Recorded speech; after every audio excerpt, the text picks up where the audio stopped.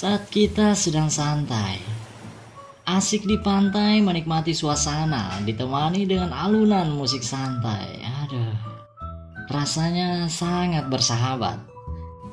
Hayo, jantung siapa yang tidak bakalan tenang ketika berjalan di hamparan pasir pantai, menikmati deburan ombak sambil mendengar kicauan burung yang bercengkrama.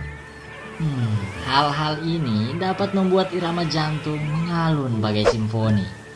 Iya, sangat menenangkan. Namun sebaliknya nih, yang akan kita rasakan ketika berada di ketinggian, melakukan olahraga ekstrim misalnya panjat tebing atau melakukan hal-hal yang belum pernah sama sekali kita lakukan sebelumnya. Bertemu gebetan misalnya, bertemu si doi, atau pertemuan pertama kalinya dengan bos di kantor, atau mungkin berada di atas panggung lalu ditonton oleh banyaknya pasang mata. Dan apapun itu, hal-hal yang bisa membuat kita merasakan panik, takut, atau gugup dan lain sebagainya. Mengapa harus diwakili perasaan deg-degan dengan jantung yang berdebar kencang? Dan apa sih yang membuat jantung kita berdebar kencang sampai kita sendiri bisa merasakannya? Nah, daripada penasaran, lebih baik mari kita pecahkan bersama, oke? Oke. Nah, pada saat-saat tertentu, misalnya saat kita sedang takut, gugup, atau dalam kondisi yang mengancam jiwa, organ yang pertama kali difokuskan itu sebenarnya adalah mata. Karena matalah yang pada awalnya menangkap apa yang ada di depan kita. Kemudian otak menerjemahkan keadaan yang kita hadapi tersebut dan segera mengirimkan sebuah sinyal kepada tubuh. Sinyal ini dinamai dengan fight or flight. Nah, sinyal yang dikirimkan bertujuan agar tubuh kita dapat memberikan respon. Apakah kita akan menghadapi keadaan tersebut atau malah sebaliknya? Nah, setelah itu otak dan kelenjar adrenal kemudian melepaskan suatu hormon yang dinamai dengan Anda yang udah tahu? Betul, hormon adrenalin atau epinefrin.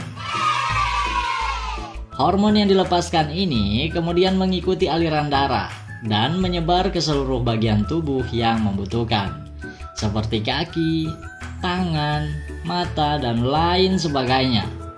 Hormon tersebut ditugaskan untuk meningkatkan stamina atau energi di dalam tubuh, agar kita lebih fokus dan siap menghadapi tantangan atau keadaan yang ada di hadapan kita.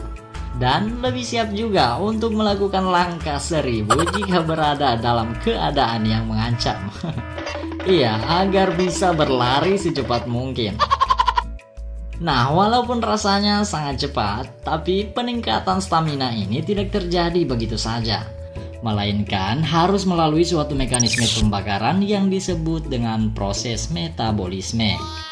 Nah, proses metabolisme ini terjadi di dalam sel. Dalam keadaan yang mengancam atau sangat menakutkan, metabolisme sel ditingkatkan untuk membakar adrenalin atau epinefrin dengan oksigen yang kita hirup. Kemudian dipecah menjadi energi untuk meningkatkan stamina menjadi lebih besar lagi. Nah, semakin lama berada dalam kondisi yang menegangkan, maka semakin banyak pula energi yang diperlukan tubuh. Hal inilah yang membuat jantung harus bekerja ekstra agar dapat menyalurkan lebih banyak lagi darah yang mengandung oksigen ke seluruh tubuh kita. Makanya napas kita pun ikut terpacu karena oksigen inilah yang sangat dibutuhkan sebagai bahan bakar dalam proses metabolisme tersebut. Ya, walaupun demikian, saat-saat yang menegangkan sebenarnya tidak akan bertahan lebih lama. Karena seiring berjalannya waktu, semua anggota tubuh kita akan segera beradaptasi dengan keadaan-keadaan tersebut. Dan setelah melewati keadaan singkat tersebut, denyut jantung akan kembali normal dengan sendirinya.